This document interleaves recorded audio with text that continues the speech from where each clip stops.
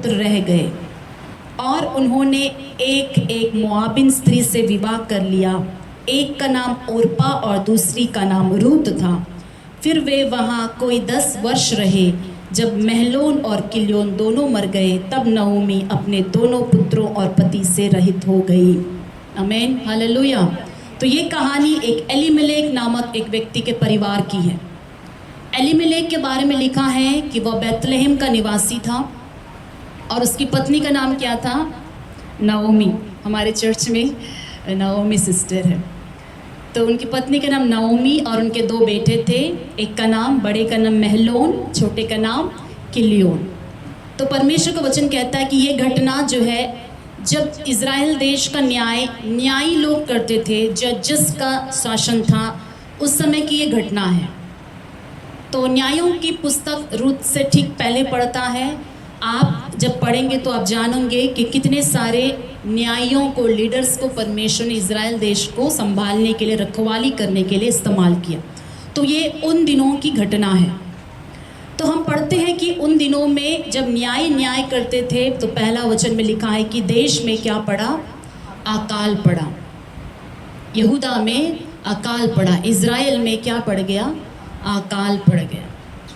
और हम बाइबल के वचन से अच्छी तरह जानते हैं कि इज़राइल में कब कब अकाल पड़ा, कैसे समय में अकाल इज़राइल में आता है। तो यदि हम जो है व्यवस्था विवरण में आशीष और श्राप के वचनों को पढ़ेंगे, 28वें अध्याय में वचन ध्यान से सुनिएगा।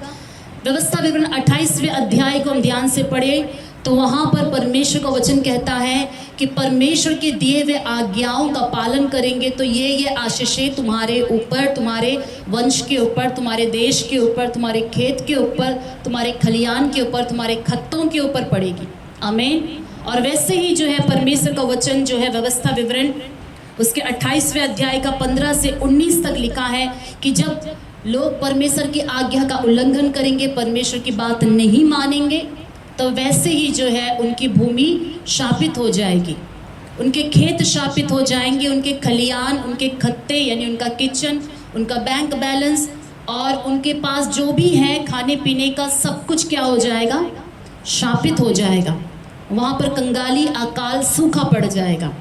तो अब इज़राइल देश में यहाँ पर हम देखते हैं यहूदा में क्या हो रहा है? अकाल पड़ा है। तो इस समय क्यों अकाल पड़ा? न्यायों की पुस्तक 21वां अध्याय में देखे, जस्ट उसी से पहला पेज 21वें अध्याय का 25 वचन, आखिरी वचन। यह पुस्तक न्यायों का पुस्तक कैसे खत्म होता है? ఆ దినములలో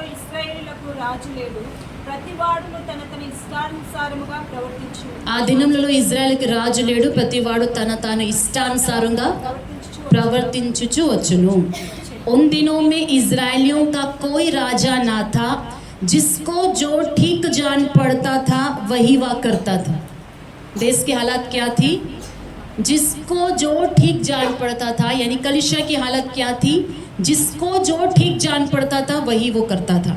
अब किसको क्या ठीक जान पड़ा, इसको हम थोड़ा डिटेल में देखेंगे। न्यायों की पुस्तक 17 अध्याय में आइएगा, 17 అధ్యాయంలోకి రండి। న్యాయాధిపతులు उसका 1 से लेकर 6 मैं पढ़ रही हूँ। 1 నుండి 6 వాక్యాలు చదువుతున్నాను। एफ्राइम के पहाड़ी देश में मीका नामक एक पुरुष था। उसने अपनी माता से कहा, जो 1100 टुकड़े चांदी तुझसे ले लिए गए थे, जिनके विषय में तूने मेरे सुनते भी श्राप दिया था, वे मेरे पास हैं, मैंने ही उनको ले लिया था। उसकी माता ने कहा, मेरे बेटे पर यहोवा की ओर से आशीष हो। जब उसने वे 1100 टुकड़े चांदी अपनी माता को फेर दिए, तब माता ने कहा, मैं अपनी ओर से अपने बेटे के लिए यह रुपया यहोवा को निश्चय अर्पण करती हूँ, ताकि उससे एक मूरत खोदकर और दूसरी ढालकर बनाई जाए। इसलिए अब मैं उसे तुझको फेर देती हूँ। जब उसने वह रुपया अपनी माता को फेर दिया, तब माता ने 200 टुकड़े डलवैये को दिए और उसने उनसे एक मूर्ति खोदकर और दूसरी ढालकर बनाई और वे मीका के घर में रही। मीका के पास एक देवस्थान था। तब उसने एक एपोद और कई एक ग्रह देवताएं बनवाए और अपने एक बेटे का संस्कार करके उसे अपना पुरोहित ठहरा दिया। उन दिनों में इज़राइलियों का कोई राजा ना था, जिसको जो ठीक जान पड़ता था वही वह करता था। यहाँ पर एक कहानी लिखी है। मीका नाम का एक व्यक्ति था जिसने अपने माँ के पास से 1100 चांदी के टुकड़े चुरा लिए, और उसकी माँ ने चुराने के बाद जिसने भी चुराया है उसको शाप दे दिया। तब मीका आकर अपनी माँ से कन्फेस करता है कि जो चुराए गए हैं वो मेरे पास है। इसकी माँ क्या करती है, उसे ब्लेस करती है, यहोवा की ओर से तुझे आशीष मिली। तो कहीं पर भी हम देखते नहीं कि माँ उसे डांटती है, माँ क्या करती है, उसको ब्लेस कर रही है, कम से कम आके बता दिया। अब उस पैसे को लेकर 200 चांदी के टुकड़े वो एक डलवैया को देकर उस पैसों से क्या करवाती है, एक मूर्ति बनवाती है। एक खोद कर, एक गढ़ कर जो है मूर्ति बनाई जाती है, और वो कहती है कि ये पैसे यहोवा को अर्पण हो गए। कैसे यहोवा को अर्पण हो गए? मूर्ति बनाने पर परमेश्वर को कैसे अर्पण हो गए? इजरायली उन दिनों में इतने अंधे हो गए थे कि यहोवा परमेश्वर कौन है ये भूल गए थे। पैसे किसको अर्पण हो गए कह रही है? यहोवा को अर्पण हो गए हैं, लेकिन बनाया क्या जा रहा है? मूर्ति बनाया जा रहा है। और इतना ही नहीं, मीका ने अपने घर में एक देव स्तंभ को बनाया और अपने बेटे में से एक को पुरोहित के लिए अभिषेक कर दिया कि वो पुजारी का काम करे। ये थी इजरायलियों की दशा। और भी अगर आप न्यायों की पुस्तक को अच्छी तरह से पढ़ेंगे तो देखेंगे कि लोग जब परमेश्वर से कुछ पूछवाना था, पता लगवाना था कि ये युद्ध में विजय मिलेगा या नहीं मिलेगा, वो किसके पास जाते थे? इसी मीका के बनाए हुए मूर्तियों के पास जाकर पूछ के बताओ कि हमारा काम जो हम करने वाले हैं सफल होगा या नहीं होगा। ये है इज़राइल की दशा। और वचन में दोबारा लिखा है कि उन दिनों में इज़राइलियों का कोई राजा ना था, जिसको जो ठीक जान पड़ता था वही वाह करता था। आमीन।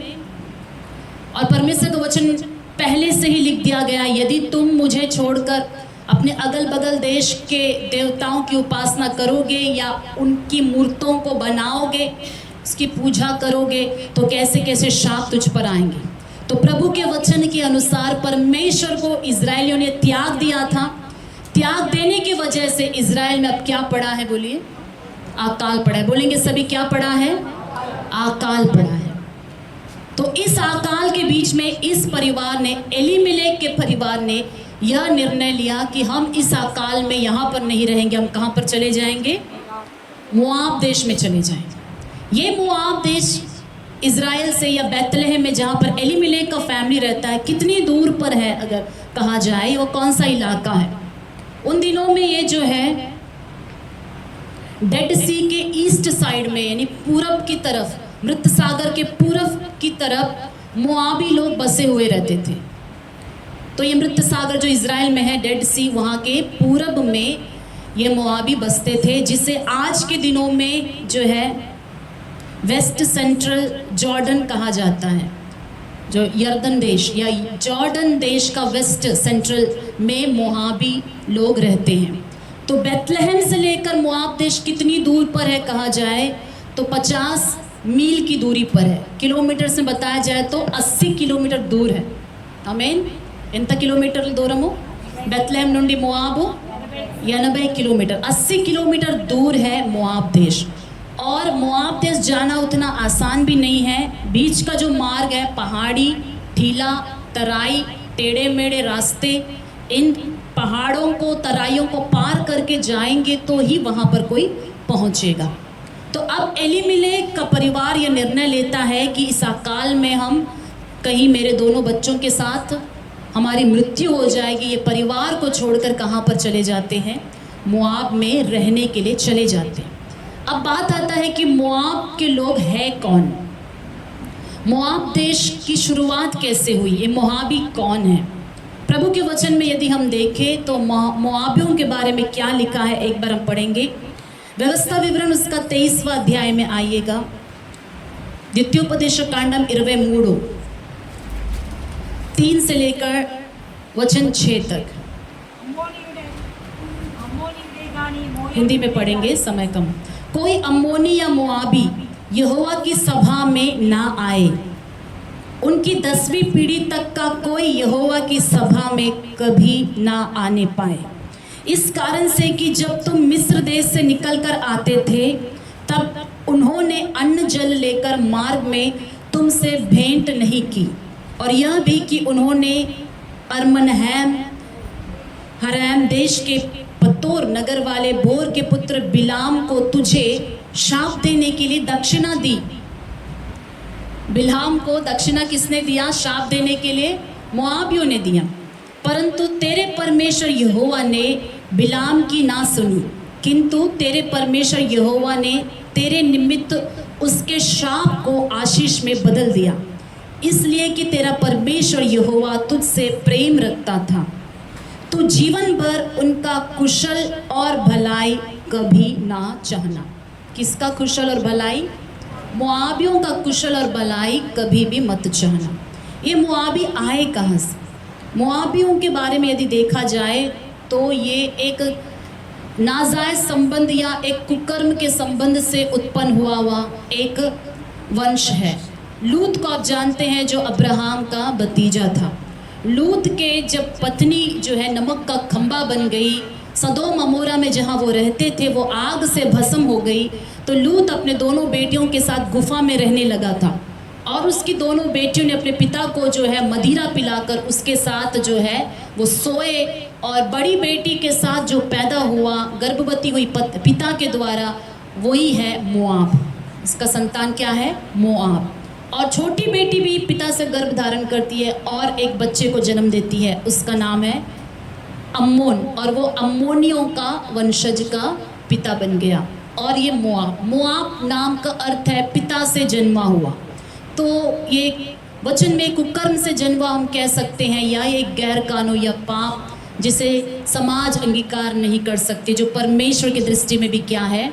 पाप है, बुरा है। एक पाप की संतान हम कह सकते हैं मोआबियों को। और ये मोआबी वहाँ रहते रहते मूर्तियों की पूजा कर रहे थे।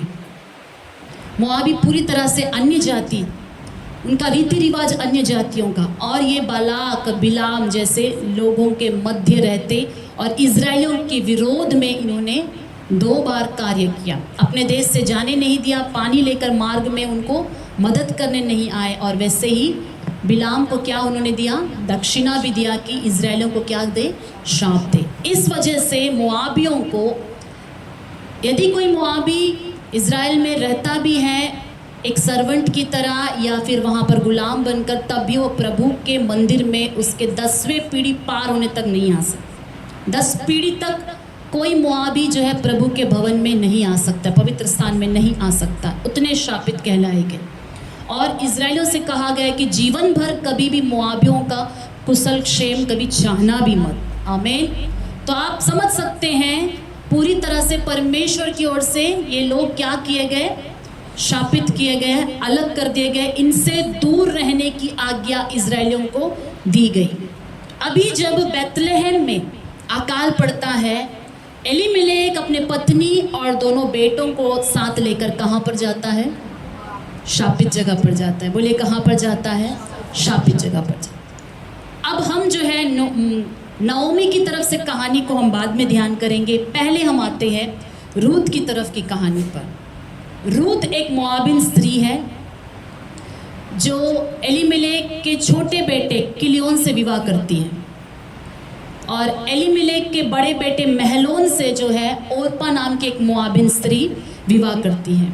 वचन में साफ लिखा है कि अकाल होने की वजह से ये लोग छोड़कर बैतलहम चले गए थे मोआब। वहाँ रहते कुछ दिनों के बाद एलीमेलेक की मृत्यु हो गई। एलीमेलेक की मृत्यु होने के बाद लिखा गया है कि उनके दोनों बेटे मोआबिन स्त्रियों में से एक एक पत्नी को वो शादी कर लिए, और बड़े ने ओरपा को, छोटे ने रूत से विवाह कर लिया। ये शादी के बाद पूरे 10 साल तक ये दोनों स्त्रियां अपने पति के साथ रह पाई, वैवाहिक जीवन का आनंद उठा पाई, अपने ससुराल में बड़े आनंद के साथ रही। लेकिन 10 साल के बीतने के बाद पहले बड़ा बेटा महलोन मर जाता है, फिर छोटा बेटा किलियोन भी मर जाता है। ये रूत कौन है? हमने देखा कि रूत कौन है? एक मोआबिन स्त्री है। रूत का बैकग्राउंड कैसा रहा होगा? शादी से पहले मूर्तियों की उपासना करने वाली, देवताओं की पूजा करने वाली एक स्त्री थी। आमीन। और रूत के बारे में ज़्यादा कुछ नहीं लिखा गया है। लेकिन जब नओमी जो है अपने पति को खो जाने के बाद, दोनों बेटों को खो जाने के बाद, और जब वो सुनती है कि परमेश्वर ने फिर से इजरायलियों को याद किया है और वहाँ अकाल समाप्त हो गया है, फिर से वहाँ खेती हो रहा है, फिर से वहाँ बारिश हो रही है, फिर से वहाँ हरियाली है, तब जो है नओमी मन में सोचती है कि अब मैं वापस कहाँ लौट कर जाऊँगी, अपने निज प्रदेश में मैं वापस चली जाऊँगी, मैं बैतलहम वापस चली जाऊँगी।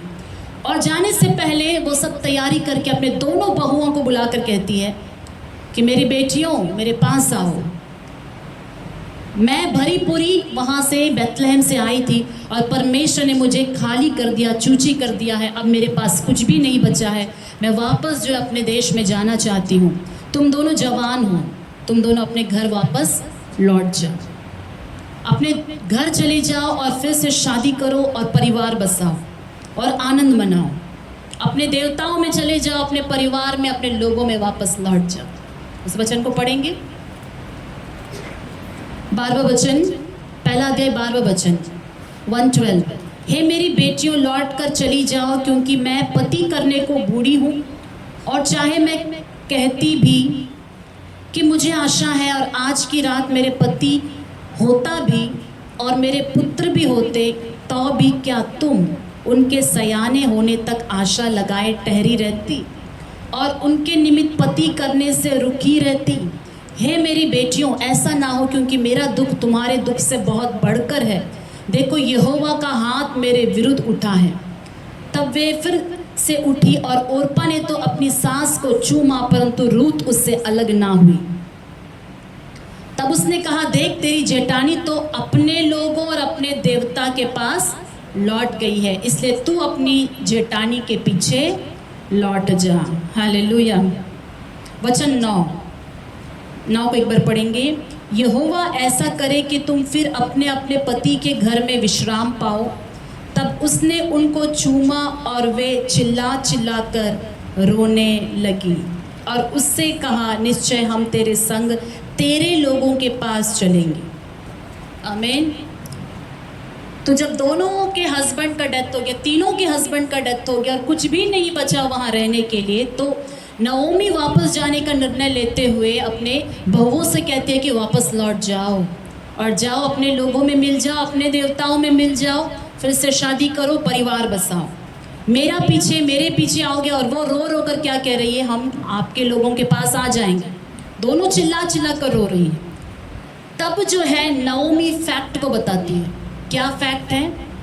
कि मेरे पीछे आओगे तो मेरे रहने का ठिकाना नहीं है, मेरे पीछे आओगे तो मुझे खाने का ठिकाना नहीं है, मेरे पीछे आओगे तो शादी कराने के लिए मेरे पास और बेटे नहीं हैं, कुछ भी फ्यूचर नहीं है तुम्हारे लिए मेरे पास। तो नओमी जब फ्यूचर के बारे में बात करती है कि अगर तुम मुझे फॉलो करके आओगी तो मुझे तुम्हें देने के लिए मेरे पास कोई आशीष नहीं है। ये सुनने के बाद, जब फ्यूचर नहीं है सुनने के बाद, दो बहुओं में से एक बहू, बड़ी बेटी ओर्पा वापस लौट जाती है। हालेलुया।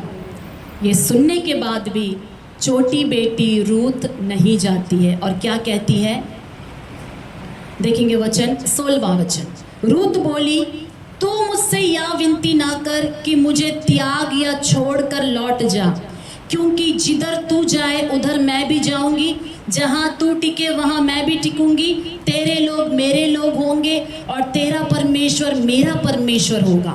जहाँ तू मरेगी वहाँ मैं भी मरूंगी और वहीं मुझे मिट्टी दी जाएगी। यदि मृत्यु छोड़ और किसी कारण मैं तुझसे अलग हूँ तो यहोवा मुझसे वैसा ही वरन उससे भी अधिक करे। हालेलुया। रूत को नओमी के लिए या नओमी के लोगों के लिए इतना प्यार कहाँ से आया? रूत कभी बैतलहम को नहीं देखी, रूत ने कभी भी इज़राइल के परमेश्वर को वहां जाकर आराधना नहीं किया। तो रूत को नओमी से इतना अटैचमेंट क्यों कि मैं अपने माता पिता के घर नहीं जाऊंगी, मैं रिटर्न नहीं जाऊंगी? जबकि रूत को कोई फ्यूचर नओमी ने नहीं दिखाया, फिर भी वो क्यों नओमी को फॉलो करना चाहती थी? हालेलुया। थोड़ा हम सोचेंगे इसे गहराई में। रूत का शादी होने से पहले रूत जो है मूर्तियों की आराधना करने वाली, पूजा करने वाली एक स्त्री थी। संभवतः मूर्तियों की पूजा करने वाली, दूसरे देवताओं की उपासना करने वाले को परमेश्वर का स्पर्श क्या होता है कभी भी नहीं पता होता। हालेलुया। और जो भी स्पर्श उसको मिला कि तुम्हारा परमेश्वर मेरा परमेश्वर होगा, वो कहती है, तो जो परमेश्वर का टच उसने शादी होने के बाद अपने ससुराल में पाया, वो पहले उसने नहीं पाया था। हालेलुया। परमेश्वर, जीवित परमेश्वर को रूत ने शादी करने के बाद, इस घर में आने के बाद जाना। हालेलुया। और वो जीवित परमेश्वर रूत को इतना अच्छा लगा, इतना अच्छा लगा कि वह कंपैरिजन में मुझे पति नहीं चाहिए, मुझे परमेश्वर चाहिए। हालेलुया। मुझे शादी नहीं चाहिए, ऐसी शादी जिसमें परमेश्वर ना हो, ऐसी शादी, ऐसा परिवार जिसमें मूर्तियां होती है, जिसमें परमेश्वर नहीं होता, जिसमें आराधना नहीं होती, जिसमें भक्ति नहीं होती, जिसमें चर्च जाना नहीं होता, जहाँ परमेश्वर की बातें नहीं होती, ऐसी आशीष मुझे नहीं चाहिए। मुझे ऐसा दुख चाहिए जिसमें परमेश्वर है। हालेलुया। मुझे वो खुशी है, मुझे वो जो है मुझे मंजूर है। परमेश्वर के साथ दुख उठाना मुझे मंजूर है। हालेलुया। जैसे मूसा के विषय में क्या लिखा है, मूसा सियाना होकर फिरौन की बेटी कहलाना नहीं चाहता था, लेकिन इसके बदले वो क्या कहलवाना चाहा, जबकि वो प्रिंस की तरह फिरौन के महल में उसका परवरिश हुआ। हम में से कोई 10 साल अमेरिका में आए तो हमारा सिटीजनशिप भी हम क्या बोलेंगे, अमेरिकन बोलेंगे। हमारा एक्सेंट बदल जाएगा, हमारा चाल से सब बदल जाएगा। इंडियन बोलने के लिए भी शर्माएंगे, ऐसे ही करते हैं इंडियंस। अब जो है मूसा कितने साल तक वो फिरौन के यहाँ परवरिश हुआ, 40 साल तक। 1 साल नहीं, 2 साल नहीं, प्रिंस की तरह 40 साल उसका परवरिश होता है। फिर भी वो वचन में उसके बारे में लिखा है कि मूसा जब बड़ा हो गया, सियाना हो गया, फिरौन की बेटी का बेटा कहलाना नहीं चाहा, पर परमेश्वर के लोगों के साथ निंदा सहना, क्लेश सहना ही उत्तम समझता है। हालेलुया। ఫిరౌన్ ఒక కూతురు ఒక కొడుకును అనిపించుకోవడానికి ఇష్టపడలేదు, కానీ దేవుని ప్రజలతో శ్రమ అనుభవించడం మేలని ఎంచుకున్నాడు। आमीन, हालेलुया। यहाँ रूत वही करती है, परमेश्वर के लोगों के साथ तकलीफ सहने के लिए वो राजी है, लेकिन अपने घर लौटकर फिर से शादी कर कर परमेश्वर रहित जीवन उसको नहीं चाहिए था। हालेलुया। चाहे था कि रूत जब प्रभु के इस घर में आई तो उसने ब्लेसिंग्स देखा होगा। जैसे हर कोई प्रभु के पास आता है तो पहले क्या चीज़ को देखता है, आशीष है कि नहीं। यहाँ पर जिस परमेश्वर की आराधना करते हैं, उस परमेश्वर, वो परमेश्वर इनके परिवार को कैसे चला रहा है, इस घर में कोई कमी तो नहीं है। जिस परमेश्वर के बारे में बोल रहे हैं वो परमेश्वर कैसे चला रहा है। उस घर में उसने सब कुछ अच्छा देखा, लेकिन थोड़े दिन के बाद वो क्या देख रही है, मृत्यु के ऊपर मृत्यु, मृत्यु के ऊपर मृत्यु, 3 मृत्यु। और उस घर में जो है कोई पुरुष नहीं बचा। 10 साल उस घर में रही है पति के साथ। उस जगह पर कोई और होता, 10 साल का विश्वासी, 10 साल परमेश्वर की भलाई अनुभव करने के बाद, 10 साल जीवित परमेश्वर को आराधना करने के बाद, 10 సంవత్సరాలు దేవుని బిడ్డగా దేవుని అంగీకరించి విగ్రహాలన్నీ వదులుకొని, పాత జీవితం అంతా వదులుకొని, ఇదే దేవుడు, నేను నమ్ముకున్న నా భర్త ఒక దేవుడే, నా దేవుడు అని నమ్ముకున్న తర్వాత సడన్గా ఒకరి తర్వాత ఒకరు చనిపోతే రూత్ ఒక విశ్వాసం ఏమైపోయి ఉండాలి। ये परमेश्वर क्या कर रहा है, बदला लेने वाला परमेश्वर है। ये परमेश्वर क्या कर रहा है, इस घर को शापित कर रहा है, नाश कर रहा है। ये परमेश्वर डेंजर है बोलकर रूत को पीछे हटना था। इतना सब नुकसान होने के बाद भी, उस घर में मौत के ऊपर मौत होने पर भी रूत का फेथ शेक नहीं हुआ। हालेलुया। कैसे नओमी ने रूत को परमेश्वर के बारे में बताया होगा। हालेलुया। कैसा फाउंडेशन रूत के जिंदगी में पड़ा होगा कि इतना नुकसान होने पर भी पीछे मुड़ के नहीं जाना है।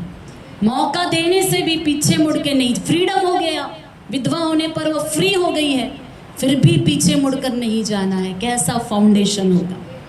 यही फाउंडेशन आज हमें चाहिए। हालेलुया। ఇలాంటి మారు మనసు, ఇలాంటి ఒక ఫౌండేషన్ మనకు ఆత్మీయ జీవితానికి ఉండాలి। ఎన్ని నష్టాలు వచ్చినా దేవుని నమ్ముకున్న తర్వాత ఎవరు చనిపోయినా ఎవరు విడిచిపెట్టేసినా నేను మాత్రం వెనుక తిరగను. ఒకసారి దేవుని వెంబడించడానికి నేను అడుగు పెట్టాను, మరలా నేను వెనకంజ వేయను అన్న విశ్వాసం, రూతు లాంటి విశ్వాసం ఉదయకాలం మన సంఘానికి కావాలి. హల్లెలూయా. అందరు చనిపోయారు, 3 చనిపోయారు, ఆయన దేవుని మాత్రం దూషించలేదు. మీ దేవుడు మంచోడు కాదు అని చెప్పలేదు. నవమితో తన అత్తగారితో నేను నమ్ముకున్న దేవుడు, నువ్వు నమ్ముకున్న దేవుడు, నేను నమ్ముకున్న దేవుడు, ఈ దేవుడు మంచోడు కాదని చెప్పలేదు. ఈ దేవుడు నమ్ముకుంటే కష్టాలే వస్తాయని చెప్పలేదు. ఈ దేవుడు ప్రతీకారం చేస్తాడని కూడా చెప్పలేదు. హల్లెలూయా. ఈ దేవుడు నాకు నష్టపరిచాడు, ఏమి ఇచ్చాడు, నాకు అంత తీసేసుకున్న భర్తే చనిపోయాడు, ఇంకా విశ్వాసం ఎందుకు, ఆ భర్త దేవుడని నమ్ముకున్నాను కదా, ఆ భర్తే లేనప్పుడు ఈ విశ్వాసం ఎందుకు అని కూడా అనలేదు. హల్లెలూయా. ఎందుకంటే దేవుని రుచి చూసేవారు ఆయనకి వ్యతిరేకంగా మాట్లాడలేరు. परमेश्वर को जिसने ठीक से चखा है, ठीक से जाना है, సరిగ్గా దేవుని వెంబడిస్తే, సరిగ్గా దేవుని రుచి చూస్తే ఎన్ని నష్టాలు వచ్చినా దేవుని వ్యతిరేకంగా మీరు మాట్లాడలేరు, దేవునికి వ్యతిరేకంగా మీరు వెళ్ళలేరు, ఆయన విడిచిపెట్టి అసలే వెళ్ళలేరు. హల్లెలూయా. రూత్ ఒక జీవితాన్ని అది మనం చూడవచ్చు. उतना गहरा विश्वास था रूत का। और रूत के बारे में लिखा है कि वो एक जवान कन्या थी, यंग एज था उसका। हालेलुया। एक यंग एज में समर्पण देखिए कि एक बूढ़ी के पीछे चलना वो चाह रही थी. ఒక ముసలావిడ వెనకాల నా ఆత్మీ తల్లి అనుకుని నవమి వెనకాల వెళ్ళడానికి ఇష్టపడ్డాది. ఎవరు వెనకాలైతే వెళ్ళడానికి ఇష్టపడ్డాదో ఆమెకి ఏ మంచి ఒక భవిష్యత్తును కూడా చూపించలేదు. నా వెనకాల వస్తే నీకు ఏమీ దొరకదు, ఎక్కడ పడుకుంటానో నాకే గతి లేదు, ఏం తింటానో నాకే గతి లేదు, నా వెనకాల వస్తే నీకు పెళ్ళి కూడా జరగదు, ఏ హోప్ కూడా లేనప్పుడు కూడా దేవుణ్ణి రూతు వెంబడించింది. हालेलुया। कोई भी आशा नहीं है, फ्यूचर का कोई भी ब्लेसिंग नहीं होने पर भी रूत परमेश्वर के पीछे चलती गई, चलती गई, चलती गई। हालेलुया। అలాగ మన విశ్వాసం ఉన్నదా? మనకి ఎన్నో ఆశలు దేవుడు ఇస్తున్నాడు, ఎన్నో హోప్స్ మనకి ఇస్తున్నాడు. ఏ ఆశ లేకుండా దేవుని వెంబడిస్తారా? యేసుని వెంబడిస్తే భూమి మీద నీకు ఏది దొరకదు అని చెప్తే కూడా మీరు నమ్ముతారా? ఆయన వెనకాల నడుస్తారా? సిద్ధంగా ఉన్నారా అలాంటి విశ్వాసం నడవడానికి? ప్రభుని వెంబడిస్తే ఏం మేలు జరుగుతుంది నీకు భూమి మీద అని చెప్తే కూడా ఆయన వెంబడిస్తారా? హల్లెలూయా. నష్టపోతే కూడా ఆయన వెంబడిస్తారా? దేవునికి అలాంటి విశ్వాసులు కావాలి, రూతు లాంటి విశ్వాసులు కావాలి, ఓర్ప లాంటి వారు కాదు. ఫ్యూచర్ లేదంటే మరి నాకెందుకు ఈ దేవుడు అని రిటర్న్ వెళ్ళిపోయింది. जब भविष्य नहीं है मेरा, अभी तक ठीक था तो मैं आपके साथ थी, अभी आप बोल रही हो कि कुछ भी फ्यूचर नहीं है, मुझे विवाह कराने के लिए बेटे भी नहीं है, कुछ भी नहीं है, वहाँ जाकर रहने का ठिकाना नहीं, खाने का ठिकाना नहीं, तो मैं फिर क्यों उनके पीछे चलूँ? ओरपा ने एक स्टेप पीछे ले लिया। मेरे लोग ही ठीक है, मेरे देवता ही ठीक है। हालेलुया। ओरपा की तरह पीछे नहीं हटना है। ओरपा लागा వెనక్కి వెళ్ళకూడదు. కష్టాలు వచ్చాయని ఓర్పలాగా వెనక్కి వెళ్ళకూడదు. నీకు ఎవరు ఆశ చూపించలేదు, ఒక భవిష్యత్తు మీకు కనిపించలేదని కూడా దేవుని విడిచిపెట్టి వెనక వెళ్ళకూడదు. హల్లెలూయా. 18वां वचन, जब उसने यह देखा कि वह मेरे संग चलने को स्थिर है, तब उसने उससे और कुछ ना कहा. नाओमी ने जितने भी बातें कही थी वो किस लिए कही थी? रूत से, कि ये मेरे संग चलने के लिए स्थिर है कि नहीं. कई बार परमेश्वर हमारी ज़िंदगी में ऐसा ही करता है, कुछ सिचुएशंस लेकर आता है जहाँ पर लगता है कि और दरवाजे खुलने वाले नहीं हैं, और मिरेकल होने का कोई चांस नहीं है, और कुछ होप नहीं बचा, लोगों ने भी बोल दिया, प्रभु भी कुछ नहीं कर रहा है. ऐसे सिचुएशंस जानबूझकर परमेश्वर लाता है ये देखने के लिए कि आप उनके पीछे चलने के लिए स्थिर है या नहीं. आमीन. हालेलुया. जब प्रभु देखता है कि ये स्थिर है, तब परमेश्वर के दरवाजे आपके लिए खुलते हैं. నీకున్న పరిస్థితుల్లో ఏమీ నాకు హోప్ లేదు అనుకున్న పరిస్థితులు దేవుడే తీసుకుని వస్తాడు. చూడ్డానికి ఇంత కష్టంలో కూడా స్థిరంగా ఉంటారా? నన్ను వెంబడిస్తానికి స్థిరంగా ఉంటారా, మధ్యలో వెనక్కి వెళ్ళిపోతారా, సగం దూరం నుంచి పారిపోతారా? मैंने आपको बताया था कि मोआब से लेकर बेथलेहम जाने की दूरी कितना है, 80 किलोमीटर। और पूरा पोर्ट ब्लेयर का आपको मालूम है एरिया स्क्वायर मीटर कितना है या किलोमीटर? 16 किलोमीटर से पूरा पोर्ट ब्लेयर, 16 किलोमीटर और 80 किलोमीटर, यानी 5 बार पूरा पोर्ट ब्लेयर को अप एंड डाउन अप करेंगे तो तब जाके कहाँ पहुँचेंगे, बेथलेहम पहुँचेंगे, और वो भी पैदल यात्रा। और ये पैदल यात्रा लगभग कितने दिन लगे होंगे, अनुमान लगाया जाता है 7 से 8 दिन पैदल यात्रा थी मोआब से लेकर बेथलेहम जाने की। और ये कोई स्मूथ रास्ता नहीं है, ये ऊबड़ काबड़ है, बीच बीच में पहाड़ है, टीले हैं, फिर ढलाई है, तराई है, घुमावदार रास्ता है, टेढ़े मेढ़े रास्ते हैं। उन दिनों में ये जो है टफ जर्नी हुआ करता था क्योंकि इतने फैसिलिटीज़ नहीं थे। अभी के जनरेशन में अभी जो डेवलपमेंट हुआ है उसके हिसाब से इतना दिन नहीं लगे, कुछ घंटों में आप पहुंच जाएंगे, ट्रेन से पहुंच जाएंगे, फ्लाइट में पहुंच जाएंगे, जैसे भी वहाँ पर रोड्स है आप पहुंच जाओगे। तो उस समय ऐसा नहीं था, बाइबल के समय में उनको पद यात्रा 7 से 8 दिन लग जाते थे और इतना टफ जर्नी है। आप सोच कर देखिए, मार्ग इतना कठिन होने पर भी यीशु के पीछे चलने का जो निर्णय है, प्रभु के पीछे चलने का, रूत का नहीं बदला। हालेलुया। नओमी को पता है कि मार्ग क्या है, बहुत कठिन है। स्ट्रांग निर्णय लेने से ही कोई भी खड़ा रह सकता है, नहीं तो एक दिन का ट्रैवल में क्या बोलेगी, मम्मी याद आ गया। एक ही दिन की यात्रा में वापस मुझे घर जाना है, बीच में भेड़िया होगा, शेर होगा, जंगली जानवर होंगे, मोआब से वहाँ पहुँचने तक कितने तकलीफ होंगे। लेकिन रूत का जो निर्णय था वो निर्णय इतना स्ट्रांग था, वो परिस्थितियों के ऊपर लिया हुआ निर्णय नहीं था, वो भावनाओं से लिया हुआ निर्णय नहीं था, कोई आशीष को देखकर लिया हुआ निर्णय नहीं था, वो जीवित परमेश्वर को देखकर लिया हुआ निर्णय था कि वही जिंदा परमेश्वर है, मृत्यु हो जीवन हो मैं उन्हीं के पीछे चलूँगी। हालेलुया। इस निर्णय के साथ रूत ने अपना यात्रा शुरू किया। आमीन। हालेलुया। क्या कोई परमेश्वर को ऐसा निर्णय लेकर उनके पीछे चलने लगे तो क्या परमेश्वर उसे यूं ही छोड़ देगा? आपके सास ने आपको कोई फ्यूचर नहीं दिखाया तो क्या परमेश्वर के पास आपका फ्यूचर नहीं है? फ्यूचर है। चाहे आपके रिश्तेदारों ने आपका भविष्य आपको ना दिखाया हो, किसी ने आपको आपका अच्छा भविष्य ना दिखाया हो, परमेश्वर के पास आपके लिए अच्छा भविष्य है। यदि आप रूत की तरह परमेश्वर के पीछे चलने का निर्णय लेकर पीछे ना हटे तो परमेश्वर के पास आपको देने के लिए प्रतिफल है। हालेलुया। इसी वचन को हमने दूसरे अध्याय में पढ़ा था, 12वां वचन, यहोवा तेरे कार्य का फल दे और इज़राइल का परमेश्वर यहोवा जिसके पंखों तले तू शरण लेने आई है तुझे पूरा बदला दे। इज़राइल के परमेश्वर के पंखों तले शरण लेने के लिए रूत आ गई। हालेलూయా। దేవుని ఒక రెక్కల క్రింద శరణులు తీసుకోవడానికి వచ్చిన మనకి దేవుడు ప్రతిఫలం ఇవ్వడా? हालेलూయా। సంపూర్ణ బహుమానం ఇస్తాడంట। ఆయన ఎద్దకు ఆయన నమ్ముకుని వచ్చిన వారికి ఏమిస్తాడు? संपूर्ण बहुमानम इస్తాడు। हालेलूया। अब हम जो है इस तरफ से कहानी को ध्यान करेंगे, नओमी की तरफ से। नओमी भी जो है रिटर्न आती है, वचन हम पढ़ेंगे 19वां वचन, पहला अध्याय 19वां। अतः वे दोनों चल निकली और बेथलेहम पहुंची। उनके बेथलेहम में पहुंचने पर सारे नगर में उनके कारण हलचल मच गई और स्त्रियां कहने लगी, क्या यह नओमी है?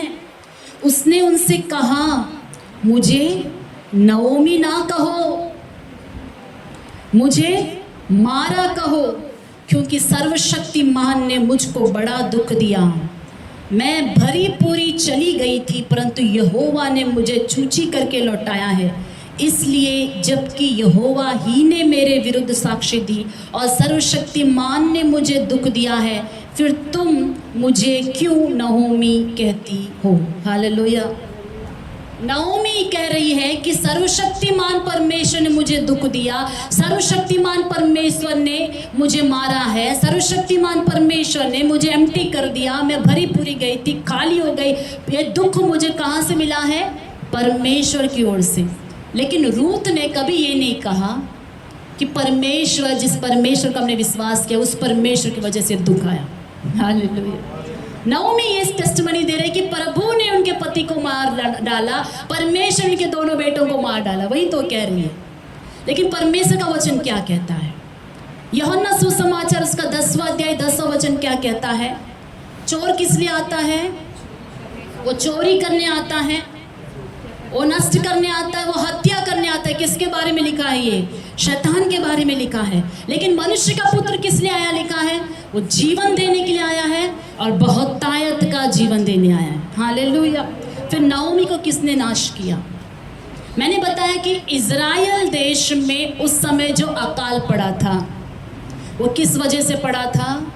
लोग परमेश्वर को छोड़कर दूसरे देवी देवताओं को बनाकर उसके लिए देव स्थान को नियुक्त करके उसके लिए पुजारियों का अभिषेक करके वहाँ पर बलि चढ़ाते हुए प्रभु को भूलकर जिसको जैसा मन लगा, जो जैसा चाहता था वैसे जीने लगे। इस वजह से कर्ज इज़राइल के ऊपर आया, श्राप इज़राइल के ऊपर आया। हालेलुया। ये श्राप क्यों आया? प्रभु को छोड़ देने की वजह से श्राप आया। एलीमेलेक को क्या करना चाहे तो सिचुएशन में बेथलेहम छोड़कर जाना था कष्ट के समय? जी नहीं। जब इजरायली परमेश्वर के विरोध में कर रहे थे, मूर्तियों की उपासना कर रहे थे, अलग अलग देवताओं को बनाकर पूजा कर रहे थे, उसके बीच में जब अकाल आया उनको समझना था कि हमारी गलती के वजह से हुआ है। और क्या करना था उनको? परमेश्वर के सामने मन फिराना था। దేవుని సముఖంలో ఏం చేయవలసింది? వాళ్ళు మారు మనసు పొందవలసింది। ఈ విగ్రహాలు చేసుకున్నాం దేవుని విడిచిపెట్టేసి, ఎవరికి తోచినట్టుగా వాళ్ళని నడుస్తున్నాం, దేవుని భయం లేకుండా దేశమంతా మనం ఇలాగ అయిపోయినందుకే ఈ కష్టం మనకు వచ్చిందని ఏం చేయాలి? దేవుని దగ్గర పశ్చాత్తాపపడి మారు మనసు పొందుకుంటే దేవుని ఒక వాక్యం ఏం సెలవిస్తుంది? పాపంలో ఒప్పుకొని పశ్చాత్తాప పడితే మరలా దేశం ఏం చేస్తాడంట? ఆయన బాగు చేస్తాడు వాగ్దానం ఉన్నది। అలాగ చెయ్యాలి వాళ్ళు। కానీ ఎలీమెలెకు ఆ పని చేయకుండా ఏం చేస్తాడు? మొత్తానికి ఆ ప్లేసే వద్దని వెళ్ళిపోయాడు।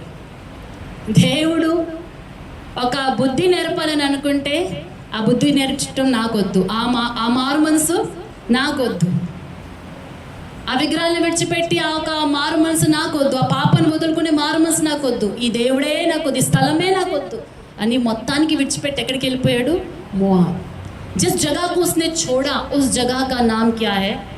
बेथलेहम। बोले क्या है? और बेथलेहम का अर्थ आप जानते हैं? रोटियों का घर, రొట్టెల ఇల్లు। అదేంటంట? రొట్టెల ఇల్లు, हाउस ऑफ ब्रेड। हालेलुया। अभी हाउस ऑफ ब्रेड में क्या नहीं है? ब्रेड नहीं है, ब्रेड सूख गया है, रोटियां नहीं है, वहाँ पर रोटियां ही खत्म हो गई है। क्यों रोटियां सूख गई है? रोटी देने वाले जीवन की रोटी को वो भूल गए हैं। రొట్టెలిచ్చే జీవ ఆహారం ఆయనే మర్చిపోయారు కాబట్టి రొట్టెలు ఏమైపోయిందంట? లేకుండా పోయింది। ఈ రొట్టెల ఇల్లులో మారు మనసు పొందితే మరలా రొట్టెలు వస్తాయండి। ఈ దేవుడు, మన దేవుడు ఎలాంటి వాడు? మనం చేసే తప్పిదంలో ఒప్పేసుకుంటే మళ్ళా కృప, కనికరము, ఆశీర్వాదం ఇచ్చే దేవుడు। హల్లెలూయా। ఆయన దండ శిక్షణ మనం చంపేయడానికి కాదు, కానీ ఆయన ఎలా గర్దిస్తాడంట? ఒక తండ్రి పిల్లల్ని ఎలాగైతే గర్దిస్తాడో బాగు చేయడానికి, నాశనం కొరకు కాదు। हालेलुया। परमेश्वर का एक डांट कैसे होता है?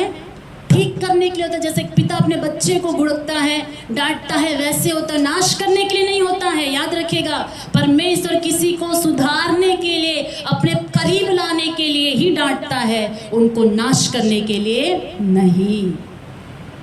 कितने साल तक वो मन नहीं फिराए? 10 साल तक।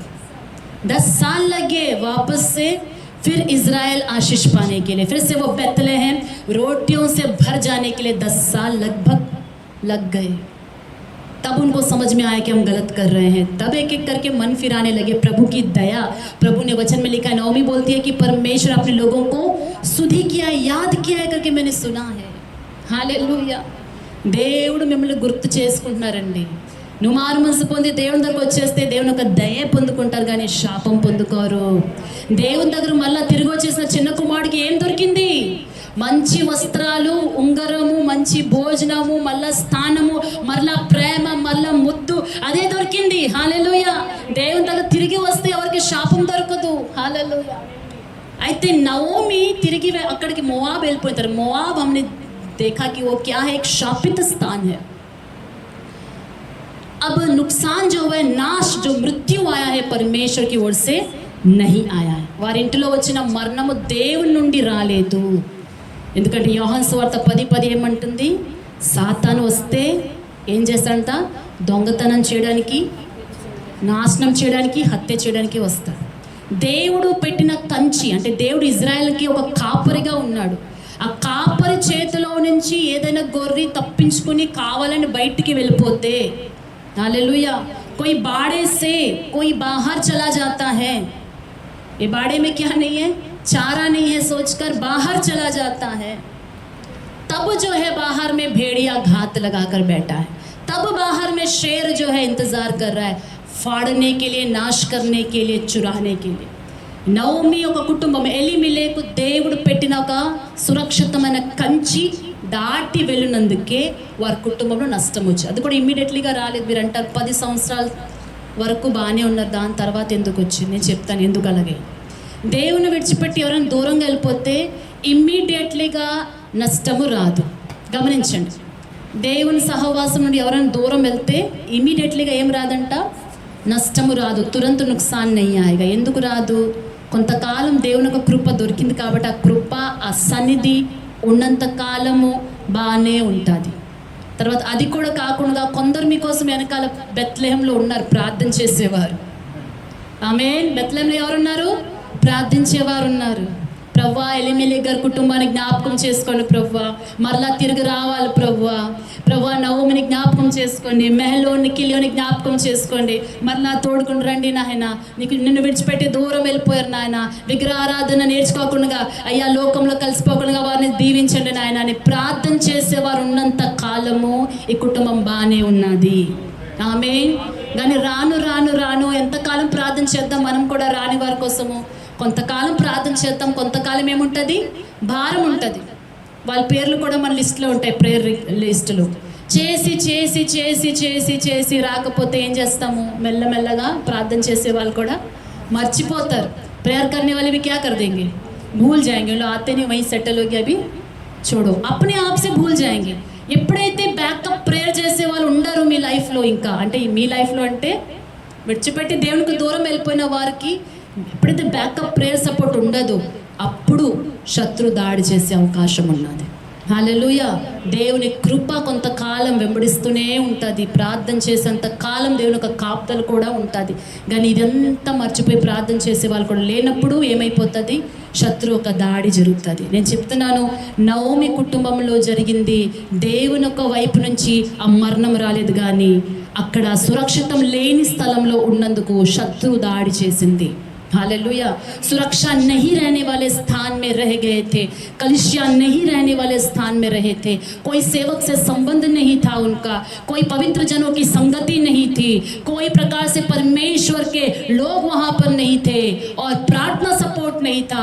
इसीलिए उनके परिवार में एक के बाद एक नुकसान हुआ. लगभग 10-11-12 सालों में पूरा तीनों जेंट्स क्या हो गए, घर का वंश चलाने वाले जेंट्स, यानी उनका वंश और नहीं रहेगा पृथ्वी पर. ऐसी डेविल ने उनको मिट्टी में मिला दिया. एलीमेलेक का वंश और कहाँ नहीं रहेगा, शैतान ने सोचा पृथ्वी पर नहीं रहेगा. महलोन और किलियोन का वंश पृथ्वी पर नहीं रहेगा. डेविल ने इस प्रकार नवोमी के फैमिली में वार किया था. और आज भी शैतान इसी ताक में रहता है कि किसको फाड़ खाए, किसके परिवार को, वंश को पूरी तरह से क्या कर दे, मिट्टी में मिला दे, పూర్తిగా మట్టిలో కలిపేయాలి, వంశము భూమి మీద ఉండకూడదు, తుడిచిపెట్టేయాలని సాతాను దాడి చేస్తూ ఉంటుంది. हालेलुया. अपने बगल वाले से हाथ मिलाकर बोलिए, आप आशीषित है क्योंकि आप బెత్లెహేం में हैं. పక్కలతో చేతులు కలిపి చెప్పండి, మీరు ఆశీర్వదించబడిన ప్రజలు, మీరు బెత్లెహేంలో ఉన్నారు. हालेलुया. ఎక్కడ ఉన్నారు మీరు చెప్పండి, బెత్లెహేంలో ఉన్నారు. ఇక్కడ రొట్టెలోక కొదువే లేదు, జీవ ఆహారం. రొట్టెలంటే దేవుడే, ఆయన పరలోకం నుండి వచ్చిన మన్నా, ఆయన రొట్టి కాబట్టి ఆ జీవ ఆహారం కొదువ బెత్లెహేంలో ఉండదు. హల్లెలూయా.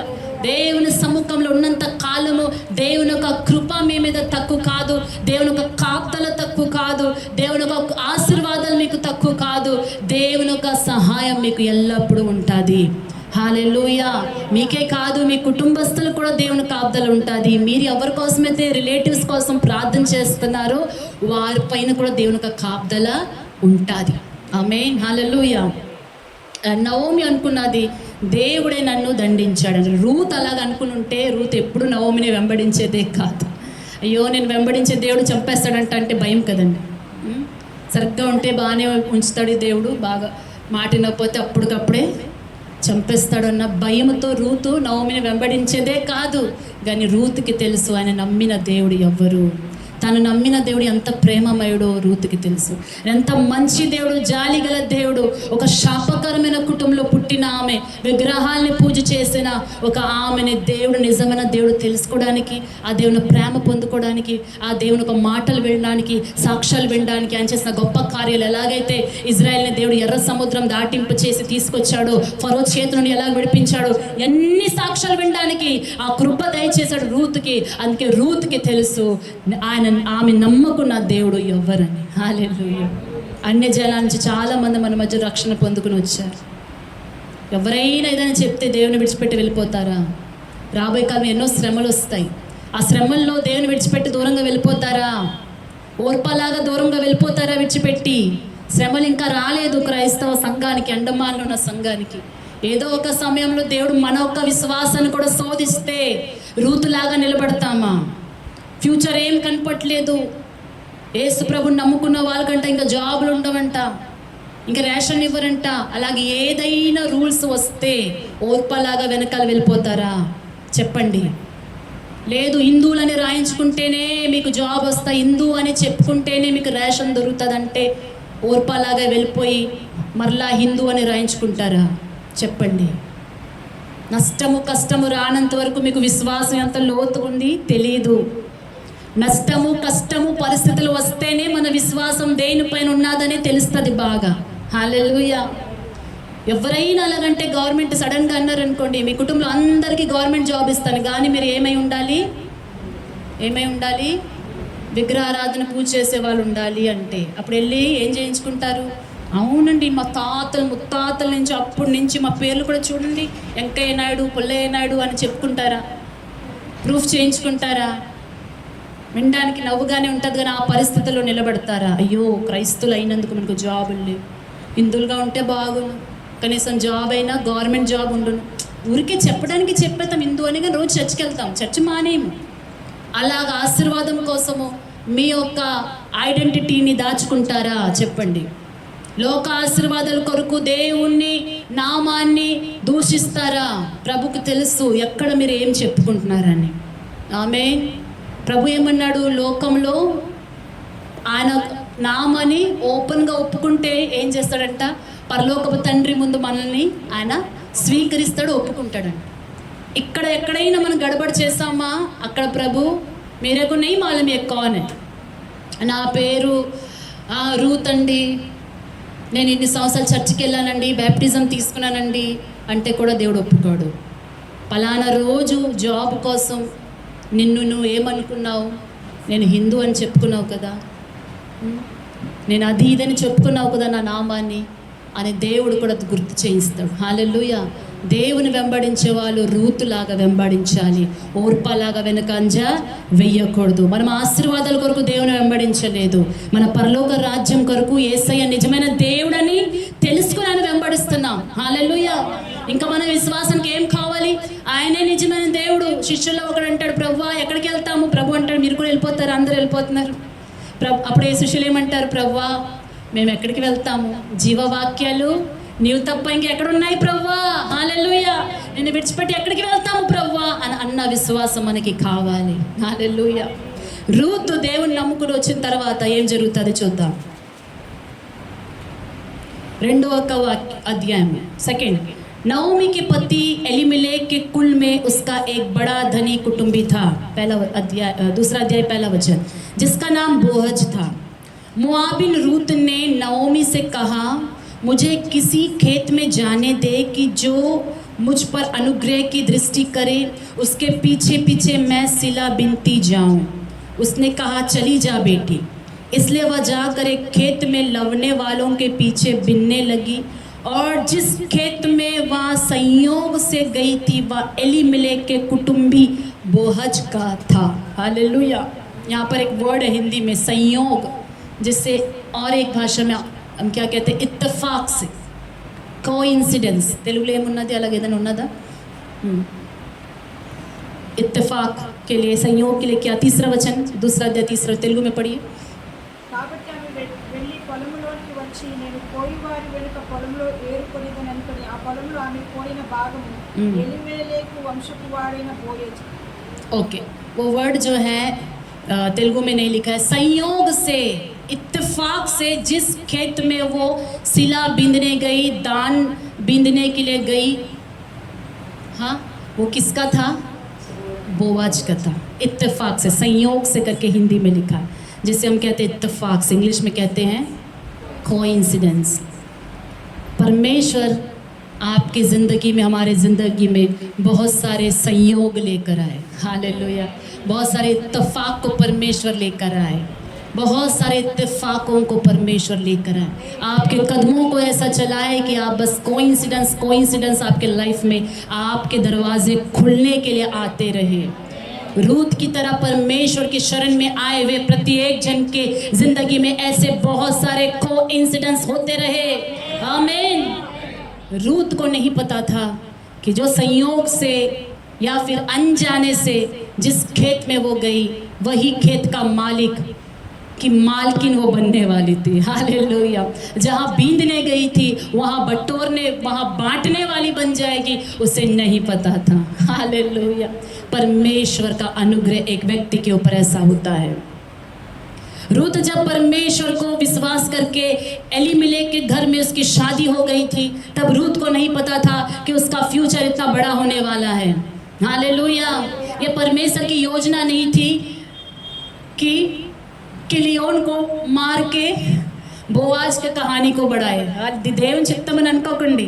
కిలియోన్ని దేవుడే చంపేసి first chapter finish, second story ఆయన స్టార్ట్ చేశాడు బోవాజ్తో పెళ్లి చేసి।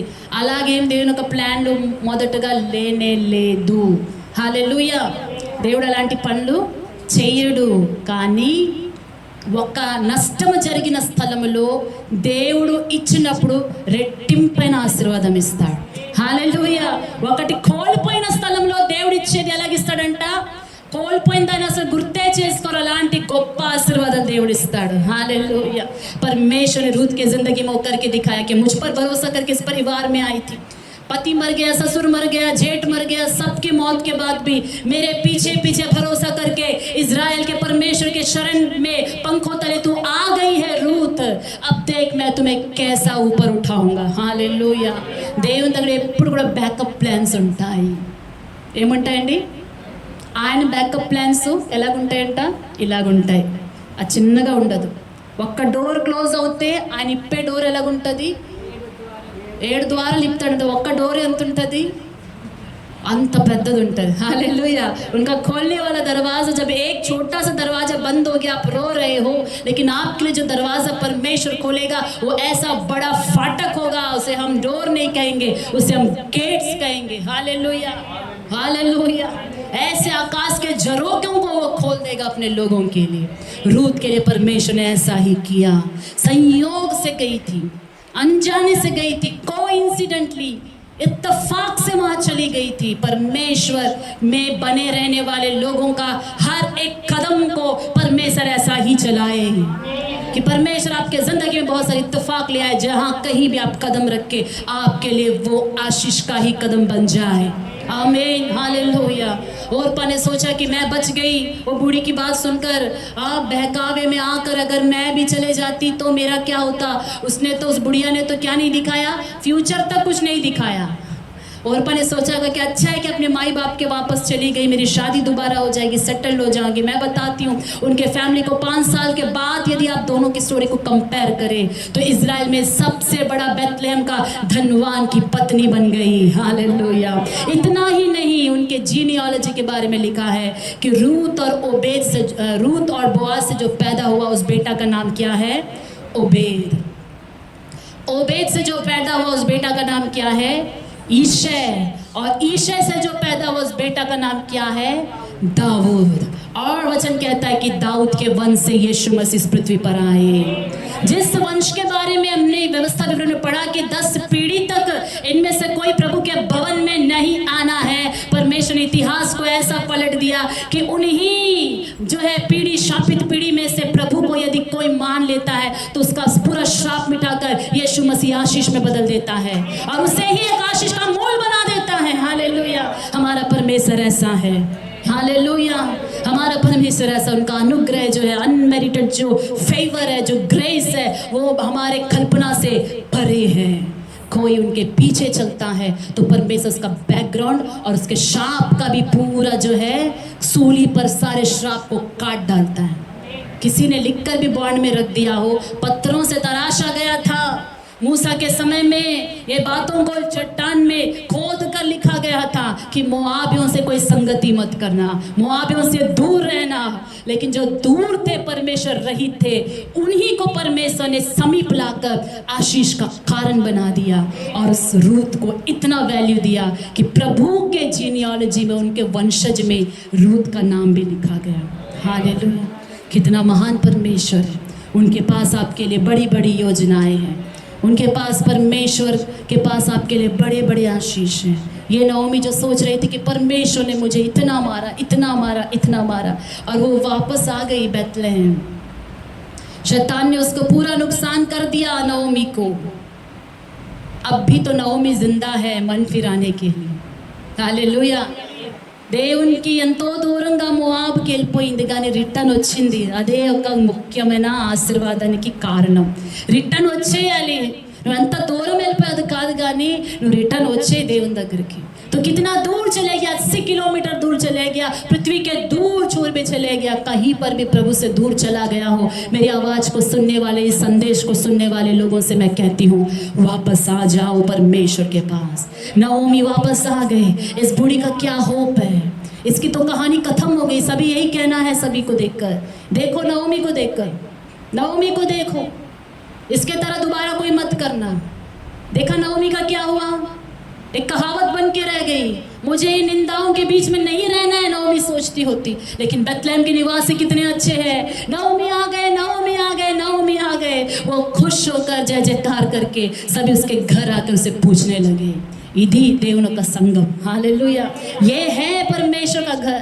बड़ा बेटा ने बोला बड़ा आ गया है, छोटा वाला तो डैडी एक दिन में क्या हो गया है, बदल गया है। अचानक उसके लिए बकरा उकरा ये सब कट करके बड़ा जो है बिरयानी बना रहा है।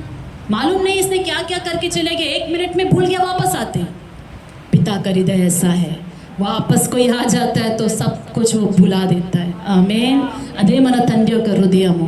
ఎవరైనా తిరిగి వచ్చేసారా, మాఫీ మాఫీ మాఫీ। హల్లెలూయా।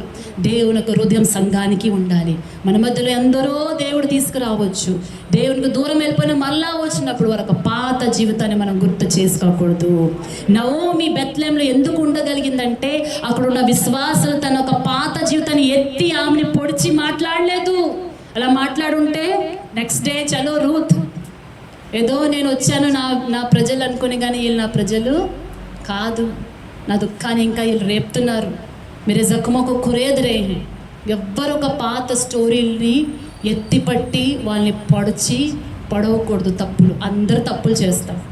కొందరు తప్పులు చాలా పెద్ద డ్యామేజ్ తీసుకొస్తుంది, కొందరు చిన్న చిన్న పొరపాట్లు చేస్తారు. అంత పెద్ద తప్పులు చేశారని వాళ్ళు తిరిగి వచ్చిన తర్వాత వాళ్ళ మీద నిందలు వెయ్యకూడదు. దేవుని బిడ్డలుగా మనం అది నేర్చుకోవాలి. మన కుటుంబంలో కూడా ఎవరైనా తిరిగి వస్తే పాతది తవ్వకూడదు. పాతి తవ్వితే ఏమవుతుందంట, क्लोज फ्रेंड्स కూడా పాతది नीति वचन लिखा है कि माटी माटी, हाँ, जो बार बार बीते हुए घटनाओं को याद करता है, परम मित्रों में भी फूट डाल देता है. అయిపోయిన దాన్ని మాటికి చెప్తా ఉంటే ఉన్న ఫెలోషిప్ కూడా ఊడిపోతుంది. ఎప్పుడో తప్పు చేశారండి, ఎప్పుడో దేవుడు క్షమించేశాడు. నవోమిని దేవుడు ఎప్పుడో క్షమించేశాడు. నేను తిరిగి వస్తాను అన్నప్పుడు ఎప్పుడో క్షమించేశాడు దేవుడు నవోమిని. మరలా నవోమి పైన ఎవ్వరు దోషారోపణ చేస్తారు?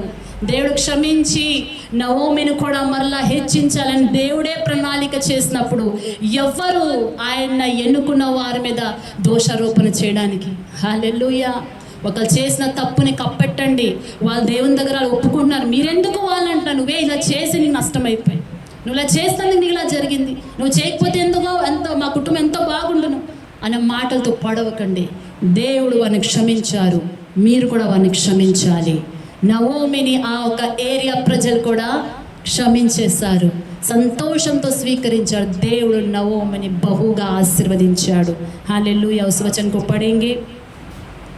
उस वचन को पढ़ने से पहले रूत के बारे में एक बात, छोटी सी बात मैं बताना चाहूँगी। दूसरा अध्याय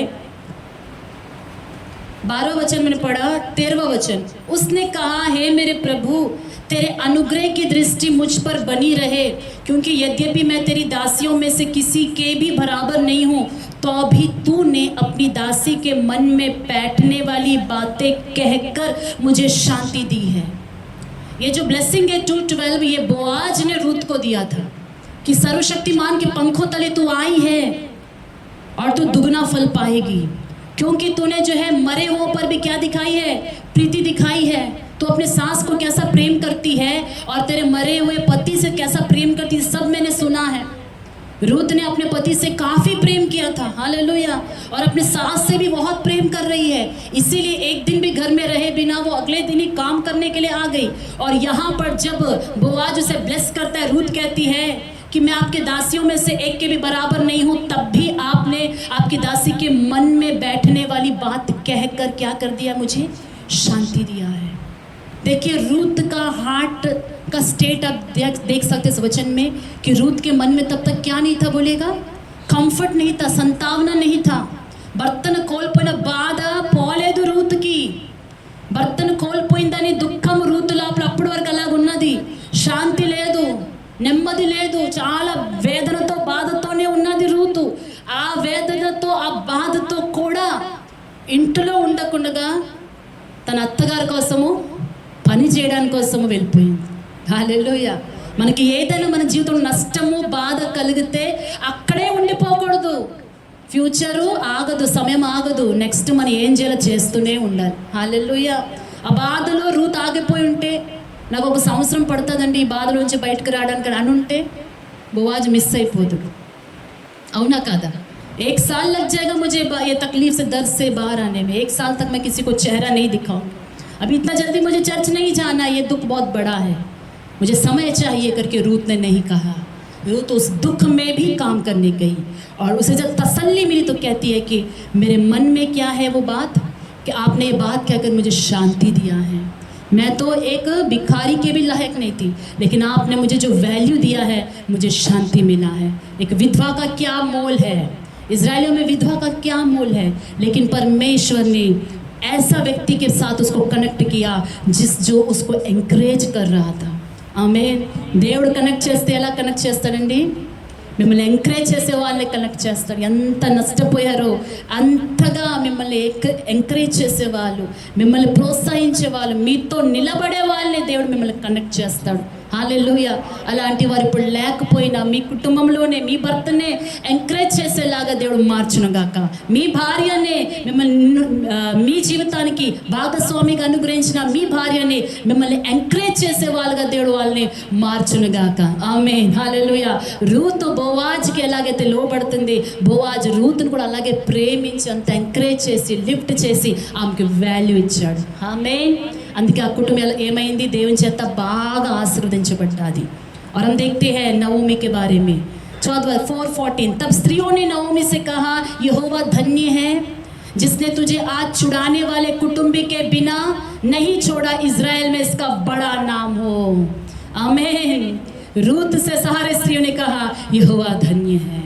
ఒకరికి మేలు జరిగినప్పుడు స్త్రీలు ఏమనాలి, దేవుడు ఎంత ధన్యుడని జలసి ఫీల్ అవ్వకూడదు. రీసెంట్గా ఒక పోస్ట్ చదివాను నేను.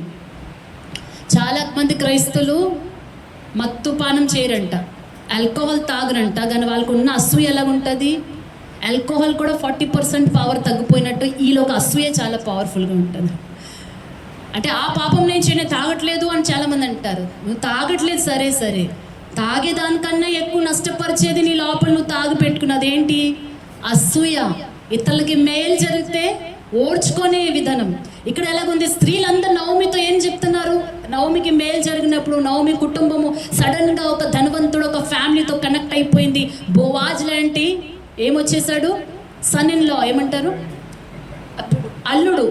బోవాజ్ లాంటి అల్లుడు దొరికిన తర్వాత స్త్రీలందరూ అసూయపడాలి కదా, నీకు ఏమి లేదు, దిక్కు లేకుండా రేపు కాక మొన్న మా మధ్యలో వచ్చి ఉన్నావు, నీ ఇల్లంతా సఫాయి చేయడానికి మేము వచ్చాము, దిక్కు లేదని ఏదో నీకు అన్నం పెట్టి మేము ఇస్తుంటే మా ముందే ల్యాండ్ లార్డ్ నువ్వు అత్తగారు అయిపోతావా, ఈ జమీందారుకు అత్తగారు అయిపోతావా, నీకు అంత వచ్చేసిందా, నువ్వు ఒక్క రోజులో అంత పెరిగిపోతావా అని అసూయపడి వాళ్ళ ఇంట్లో ఉండి ఈ ఫంక్షన్కి వెళ్ళకూడదు. ఎవరు వెళ్ళకూడదు ఆ ఫంక్షన్కి ఏం చేయకూడదు, పుడితే పుట్టర్లే మనం వెళ్ళకూడదు ఆ ఇంటికి అని ఎవ్వరూ అలా చేయలేదు. బెత్లెహేంలో ఎలాంటి స్త్రీలు ఉన్నారు చెప్పండి, ఒక్కళ్ళ సంతోషం చూసి ఆనందించే స్త్రీలు ఉన్నారు. మన సంఘంలో కూడా అలాంటి స్త్రీలు అలాంటి పురుషులు ఉండాలి. ఒక కుటుంబం వర్ధిల్లుతుందంటే ఆనందించే కుటుంబం ఉండాలి, ముఖం మార్చుకుని ఉండకూడదు. వాళ్ళకి జరిగితే మనకేంట్లే. ఇప్పుడు రేపు ఫిలిప్ గారు ఇంట్లో ప్రార్థన ఉన్నది, ముందే చెప్తున్నాను, వాళ్ళ కూతురు జరిగితే మనం ఎందుకు ప్రేయర్కి వెళ్ళాలి, వాళ్ళు పైకి వెళ్తూ ఉంటారు, మనకేం జరుగుతుంది అని అలా ముఖం మార్చుకుని ఉండకూడదు. ఒక్కరికి సంతోషం జరగదు, మన ఇంట్లోనే జరిగింది అన్నట్టుగా సంతోషించి, అదే బెత్లెహేం. హల్లెలూయా. ఈ రొట్టెలు తిని కొవ్వు పెరగకూడదు, ఈ రొట్టెలు తిని ప్రేమ రావాలి. హల్లెలూయా. ఎందుకంటే ఈ రొట్టె కాదు, ఆయన దేహము, అది ఆయన ఒక వాక్యం కాబట్టి అది తింటే మన లోపల ఏం రావాలి, ఆయన స్వభావమే రావాలి. నవమిని చూసి అంటున్నారు, యెహోవా ధన్య హై जिसने तुझे आज छुड़ाने वाले कुटुंब के बिना नहीं छोड़ा, इज़राइल में इसका बड़ा नाम हो। Hallelujah hallelujah. परमेश्वर आज की सुबह हमारे परिवारों को रूत के परिवार की तरह आशीषित करे और बहुत सारे संयोगों को हमारी ज़िंदगी में लेकर आए, बहुत सारे दरवाज़ों को खोले। जितना शत्रु ने नाश किया है उतना बढ़कर परमेश्वर आपके परिवारों में नवमी की तरह आशीष को लेकर आए। आमीन आमीन। परमेश्वर इस वचन को आशीष कर तालियों को बजाकर प्रभु की महिमा करेंगे। आमीन। सब उठकर खड़े हो जाएंगे इस वक्त।